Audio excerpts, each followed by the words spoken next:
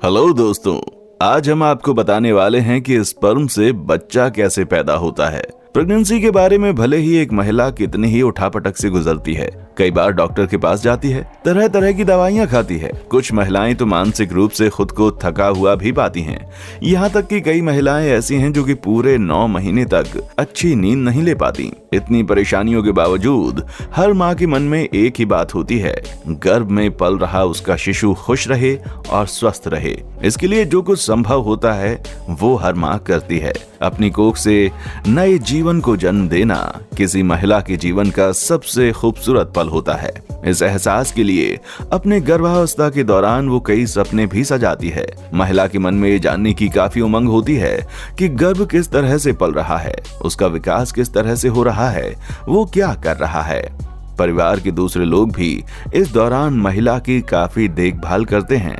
तो आइए जानते हैं कि गर्भ में किस तरह बड़ा होता है शिशु। चलिए वीडियो शुरू करते हैं। उससे पहले यदि आप हमारे चैनल पर नए हैं तो प्लीज चैनल को सब्सक्राइब करना ना भूलें। सबसे पहले तो आपकी जानकारी के लिए बता दें कि महिला के शरीर में रिप्रोडक्टिव अंगों में गर्भाशय, ओवरीज यानी अंडाशय, फैलोपिनियन ट्यूब, यूट्रस, वेजाइना शामिल होती हैं। पुरुष में मौजूद स्पर्म वो सेल है जो बच्चे पैदा करने में मदद करता है।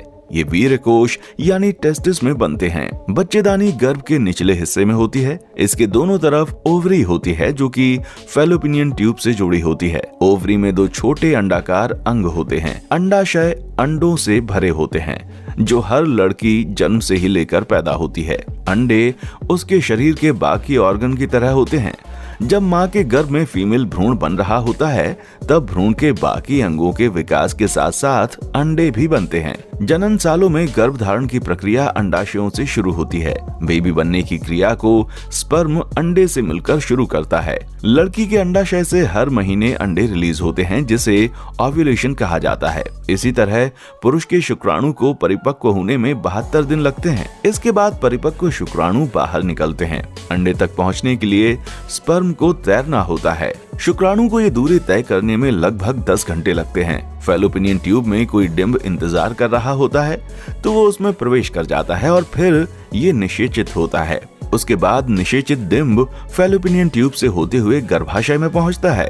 तब भ्रूण बनना शुरू होता है। निषेचित अंडा गर्भाशय में पहुंचने के बाद बहुत सारे सेल्स में बंटता है।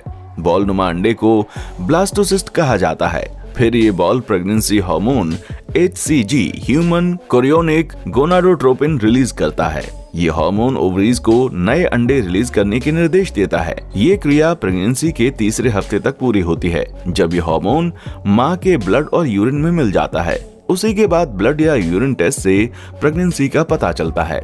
ऐसा कहा जाता है कि महिला में XX क्रोमोसोम्स होते हैं, पुरुष में XY क्रोमोसोम्स होते हैं। यदि Y स्पर्म अंडे को निषेचित करता है तो बेबी बॉय जन्म लेता है। X स्पर्म अंडे को निषेचित करता है तो बेबी गर्ल जन्म लेती है। दोस्तों, एक और अहम जानकारी बता दूं, पुरुषों का पूछना होता है कि पुरुष का स्पर्म कितना होना चाहिए जिससे बच्चा ठहर सकता है, या फिर महिलाओं का प्रश्न होता है कि गर्भावस्था के लिए स्पर्म काउंट कितना होता है। ऐसे ही कई प्रश्न दंपतियों के मन में हलचल मचाए रहते हैं। अगर आप भी ये जानना चाहते हैं कि स्पर्म काउंट कितना होना चाहिए जिससे गर्भ धारण कर सकें, तो बता दें कि एक स्वस्थ और हेल्दी पुरुष के वीर्य में 40 से 300 मिलियन के बीच शुक्राणु स्पर्म प्रति मिलीलीटर होना चाहिए। लेकिन शुक्राणु 40 से 300 मिलियन के बीच न होकर 10 से 20 मिलियन प्रति मिलीलीटर के मध्य हैं, तो इसे शुक्राणुओं की कम मात्रा की श्रेणी में रखा जाता है, जो कि खराब शुक्राणु हैं। लेकिन हाँ, पुरुष स्वस्थ है और स्पर्म की गुणवत्ता अच्छी है, तो ऐसे में गर्भधारण के लिए प्रति मिलीलीटर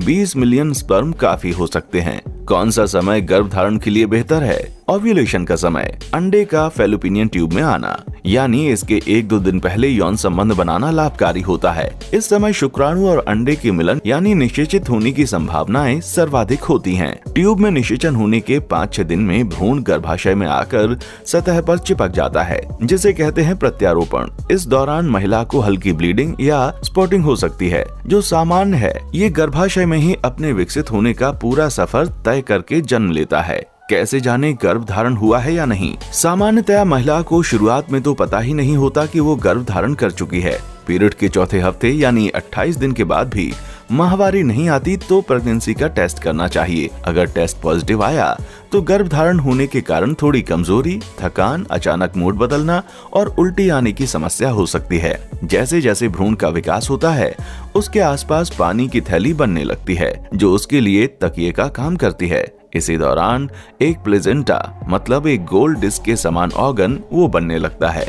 ये माँ और शिशु दोनों को जोड़ता है जिससे माँ के पोषक तत्व शिशु को मिलते हैं। पहले महीने में शिशु का चेहरा आकार लेने लगता है। इस दौरान मुंह, आंखें, नीचे का जबड़ा और गला भी बनने लगता है।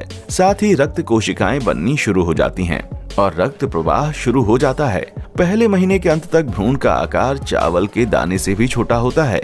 दूसरे महीने में चेहरा और अधिक विकास करने लगता है। धीरे धीरे भ्रूण के दोनों कान बनने शुरू होते हैं। दोनों हाथ पैर और उनकी उंगलियां, आहार नलिका और हड्डियां बनना भी आरंभ हो जाता है। छठे सप्ताह में शिशु की धड़कन सोनोग्राफी के माध्यम से देखी जा सकती है। दिमाग और स्पाइनल कॉर्ड बनाने वाली न्यूरल ट्यूब बन जाती है। शिशु में थोड़ी सी महसूस करने की क्षमता भी पैदा होने लगती है। इस महीने के अंत तक शिशु विकसित होकर 1.5 सेंटीमीटर का हो जाता है और उसका वजन 1 ग्राम हो जाता है।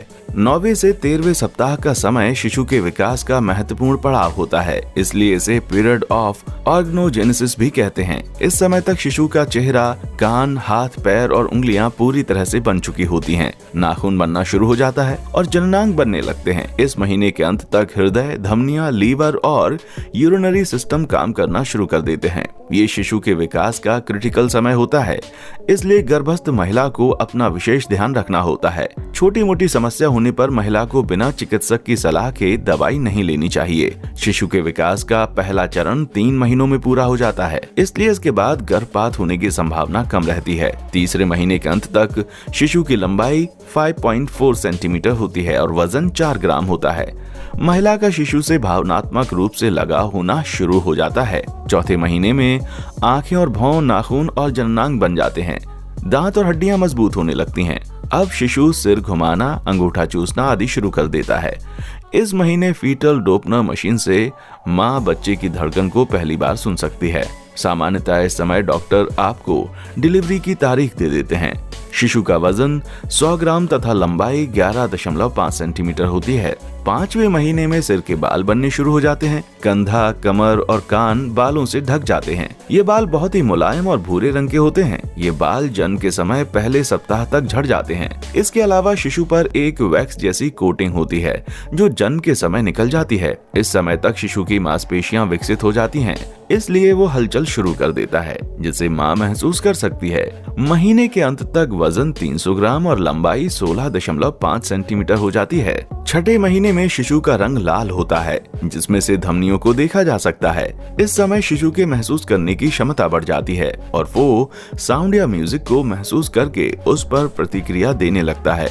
इस महीने के अंत तक उसका वजन 600 ग्राम और लंबाई 30 सेंटीमीटर हो जाती है। 7वें महीने में शिशु में फैट बढ़ने लगता है। उसकी आवाज सुनने की क्षमता और ज्यादा बढ़ जाती है। लाइट के प्रति अपना रिएक्शन देता है और जल्दी जल्दी अपना स्थान बदलता है। इस समय तक शिशु इतना विकसित हो चुका होता है कि किसी कारण से प्री मैच्योर डिलीवरी हो जाए तो वो जीवित रह सकता है। 8वें महीने में शिशु की हलचल और ज्यादा बढ़ जाती है जिसे माँ बहुत अच्छे से महसूस कर सकती है। इस समय दिमाग का विकास तेजी से होता है। वो सुनने के साथ देख भी सकता है। फेफड़ों के अलावा अन्य सभी शारीरिक अंगों का विकास पूरा हो चुका होता है। इस महीने में शिशु का वजन 1700 ग्राम होता है और लंबाई 42 सेंटीमीटर होती है। अब महिला का नए जीवन को दुनिया में लाने के प्रति उत्साह चरम पर होता है और वो जन्म का इंतजार करने लगती है। 9वें महीने में बच्चों के फेफड़े भी पूरी तरह से बन चुके होते हैं। शरीर में हलचल बढ़ जाती है। पलकें झपकाना, आंखें बंद करना, सिर घुमाना और पकड़ने की क्षमता भी विकसित हो जाती है। इस महीने के अंत तक गर्भाशय में जगह कम होने के कारण शिशु की हलचल कम होने लगती है। इस समय बच्चे का वजन 2600 ग्राम और लंबाई 47.6 सेंटीमीटर होती है। अब शिशु दुनिया में आने के लिए तैयार हो जाता है और धीरे धीरे नीचे आने लगता है। जन्म के समय सामान्यतः शिशु का सिर पहले बाहर आता है। महिला के गर्भधारण से लेकर शिशु के दुनिया में आने तक की यात्रा अनूठी और कई तरह के अनुभव लिए होती है। तो दोस्तों, आज की वीडियो में बस इतना ही। अगर आपको हमारी वीडियो अच्छी लगी है तो आप इसे लाइक करें और दोस्तों के साथ शेयर कीजिए। वीडियो में आपको सबसे ज्यादा कौन सा पार्ट अच्छा लगा हमें कमेंट सेक्शन में आकर जरूर बताएं। देखने के लिए शुक्रिया।